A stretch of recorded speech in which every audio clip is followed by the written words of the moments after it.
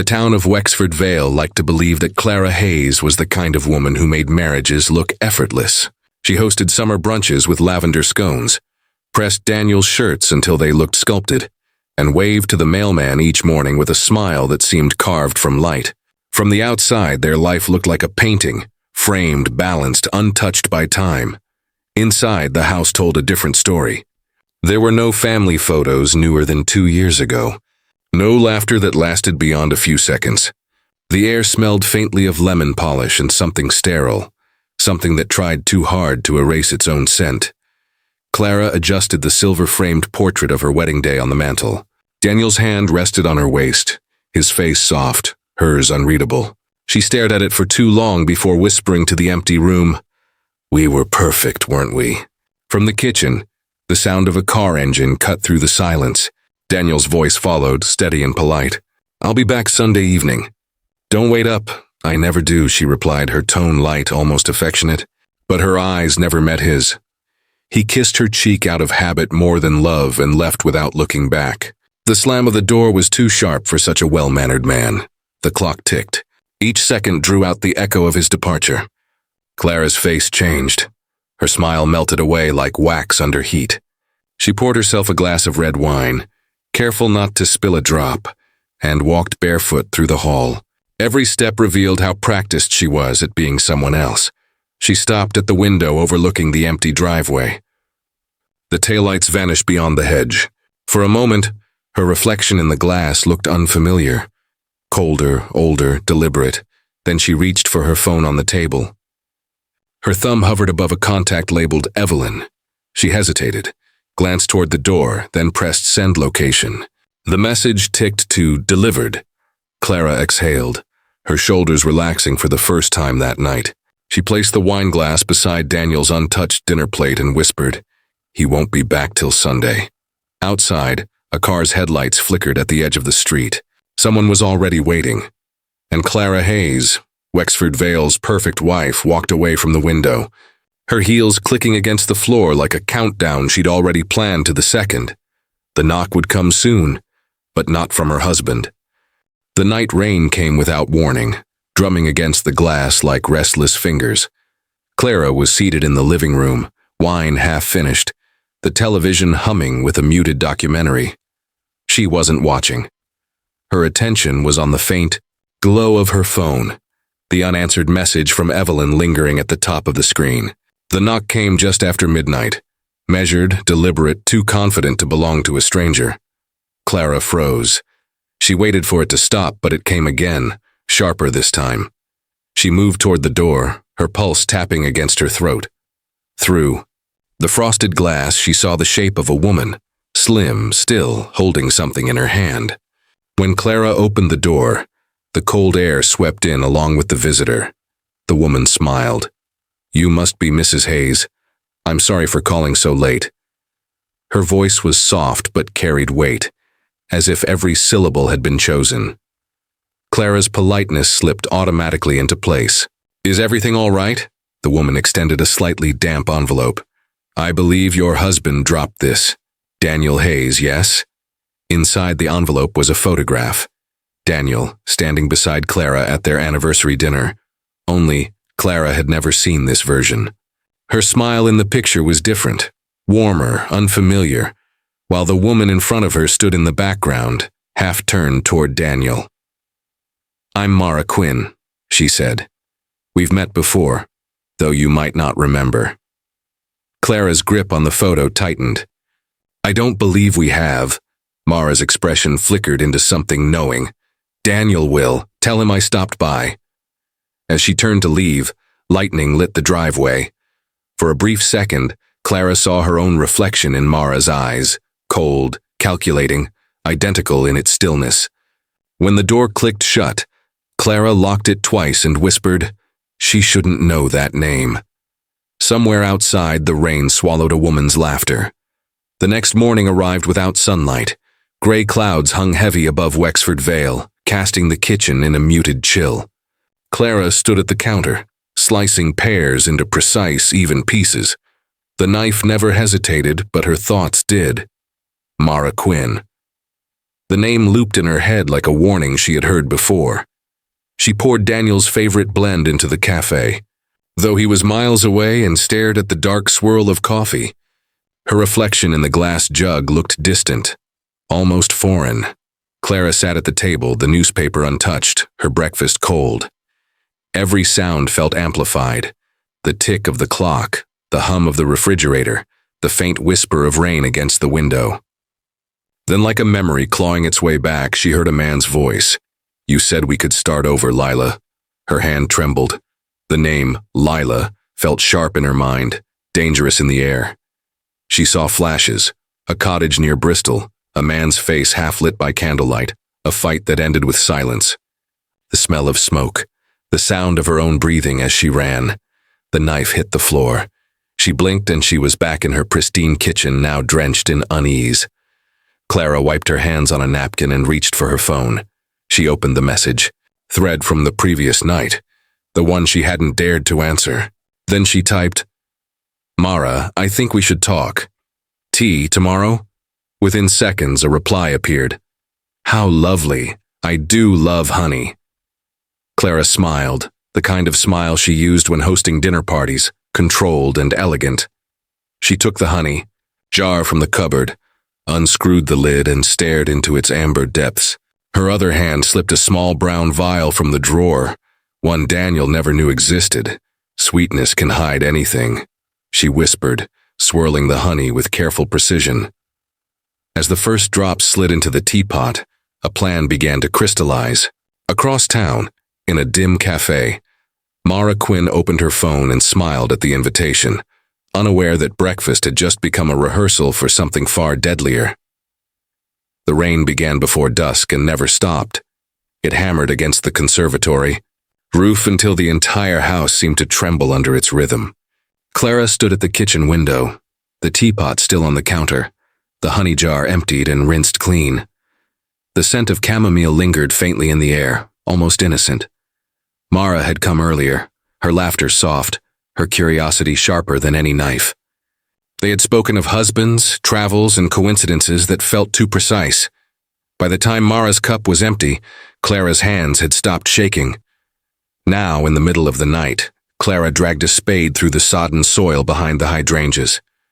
The moon hid behind bruised clouds, casting the garden in streaks of silver and shadow. The rain disguised the noise, but not the weight of what she carried beneath the tarpaulin. Her breath came in shallow bursts. Mud streaked across her nightdress, her hair plastered to her neck. She didn't speak, not even when the spade struck something solid. She paused, listening for the world beyond the storm. Nothing answered except the hiss of the rain. When the hole was deep enough, Clara lowered the bundle in. For a moment she hesitated, staring into the darkness of the pit. Then she whispered, "No one will find you here." She filled the grave slowly, packing the soil tight until the garden looked untouched. The scent of wet earth clung to her skin as she stood upright, shaking. From across the street, a faint click broke through the downpour. The motion sensor above the neighbor's garage blinked awake, casting a white glare over the scene for 5 silent seconds. Clara didn't notice. She turned toward the house, mud on her hands, calm in her eyes. Behind her, the light flickered once and captured everything. By the 4th morning, the rain had stopped, but the garden still looked bruised. The hydrangeas leaned toward the ground, heavy and sodden, guarding the secret beneath them. Clara sat by the kitchen window, sipping her coffee with the steadiness of a woman pretending her life had not cracked open. Her phone buzzed once, then again. The first message read, "You didn't bury me deep enough." Her cup slipped, shattering against the tiled floor. Coffee spread like blood across the white porcelain. She stared at the screen, pulse pounding in her ears. The number was unfamiliar, untraceable, beginning with no saved name. A second message arrived. "You left my locket by the fence." Her breath caught. The locket. She remembered it glinting near the shovel before the final layer of soil. She had been sure the rain would hide it. Clara's composure began to peel away. She turned every lock in the house, shut the curtains, and disconnected the landline. Her reflection in the hallway mirror caught her attention. Eyes too wide, mouth trembling in a way that didn't look like her own. "Stop looking at me like that," she whispered. The reflection didn't obey. She stepped closer until her breath fogged the glass. "You're not real," she said. The reflection smiled first. Her phone chimed again. "Tell Daniel the truth before I do." Clara dropped it onto the counter, her hands slick with sweat. She could almost hear Mara's voice in the silence between heartbeats. In the garden, the soil had begun to shift under the wind, just enough to expose a silver glint near the fence. Across the street, a red light blinked on a security camera, the same one that had never stopped recording.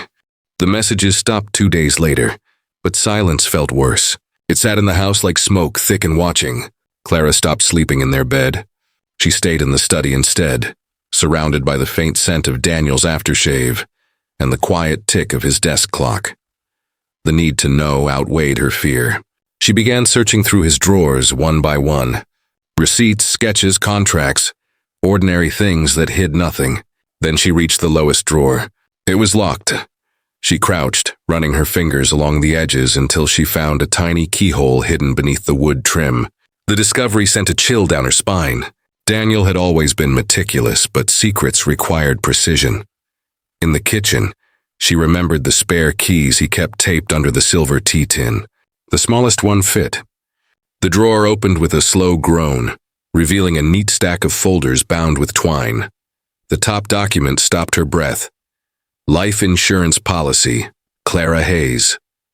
Her own name, written in Daniel's sharp handwriting. She flipped the pages and found the beneficiary listed as Daniel Hayes. Underneath, a file stamped with an earlier date carried another name, Lila Warren. Her pulse faltered. That was her name before she buried her past. Then came the photograph. Daniel, arm around a woman who wasn't her but looked close enough to pass as a sister. The handwriting on the back read, "Lila, before everything changed." Clara's hands shook. He had known all along. Behind her, the front door creaked open. She turned sharply, heart slamming in her chest. "Clara?" Daniel's voice called from the hallway, lower than usual, unreadable.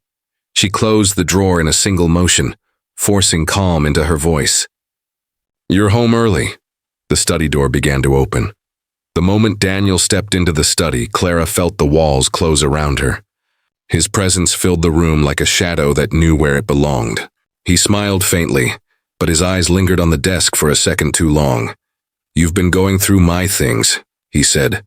"I was cleaning," she replied. His voice stayed calm, almost tender. "You never clean my drawers." The distance between them felt razor thin. Clara forced a laugh that didn't sound like hers and brushed past him, but his hand caught her wrist. The grip wasn't violent, just certain. "You've been restless lately," Daniel murmured. "Nightmares again?" Her throat tightened. The words pulled her backward, into another time, another name. The scent of burning oak filled her mind. A man shouting her name, not Clara. Lila, the mirror above the mantel, flickered in her vision. She saw herself, but not as she was now. The reflection wore darker hair, sharper eyes, a smile that never belonged to her. "You took my life, Lila," the reflection whispered. "You wear it every day."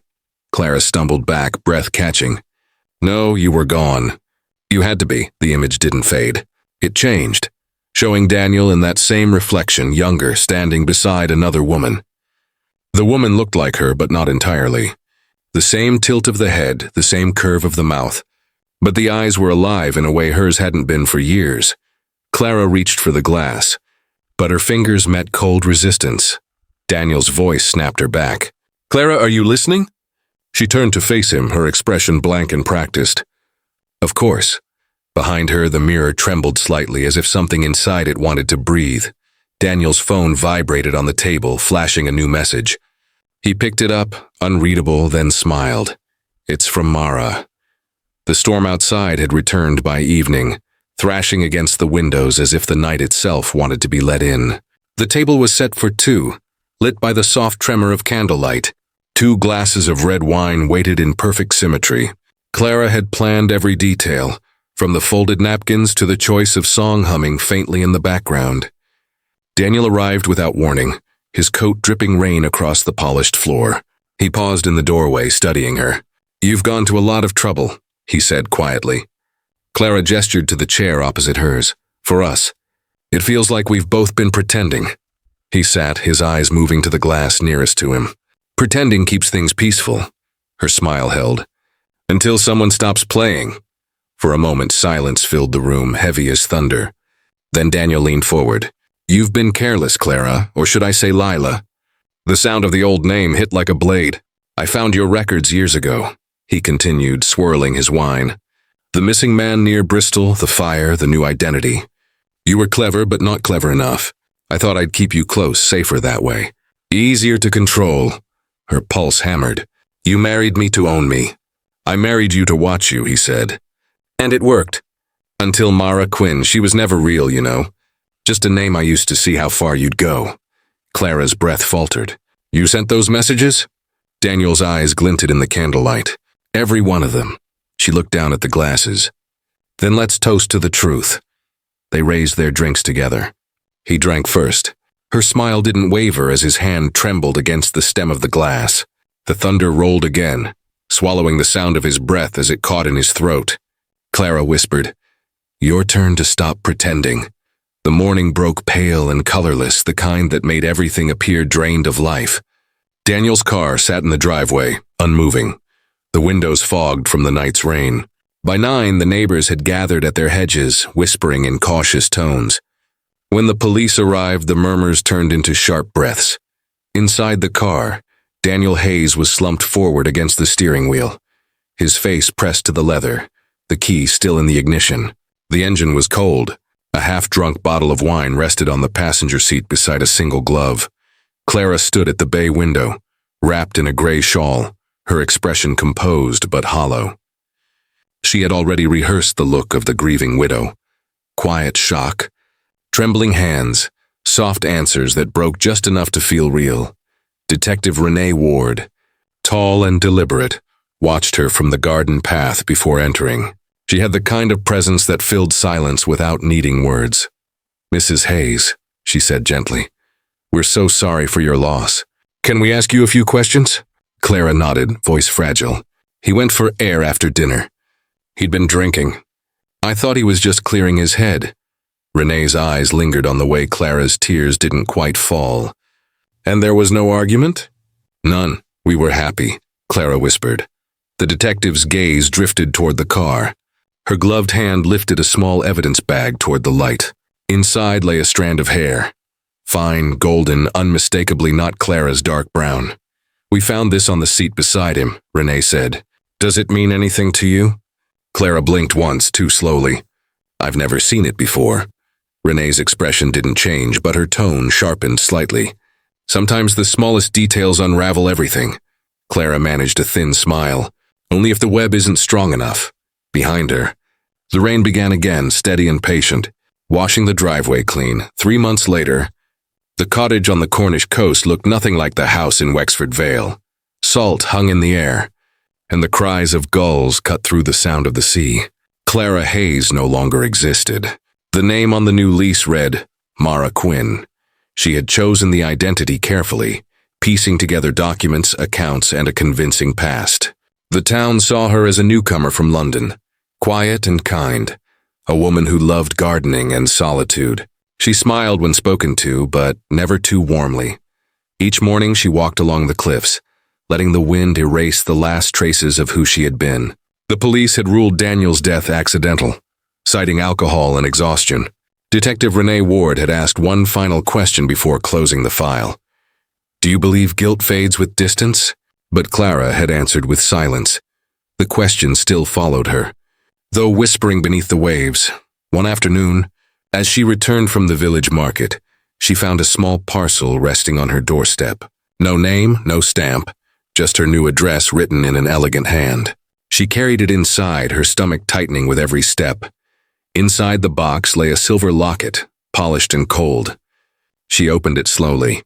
One side held a photograph of her and Daniel, smiling at their wedding. The other side was empty except for a faint inscription. "Webs don't end. They expand." The room seemed to shrink around her. She turned toward the window, heart pounding. Across the narrow road, A woman stood beneath a street lamp, her blonde hair lifted by the wind. Clara's breath caught. The woman raised her hand in a small wave before vanishing into the mist. In the reflection of the window, Clara smiled faintly. "Then I suppose it's my turn to spin."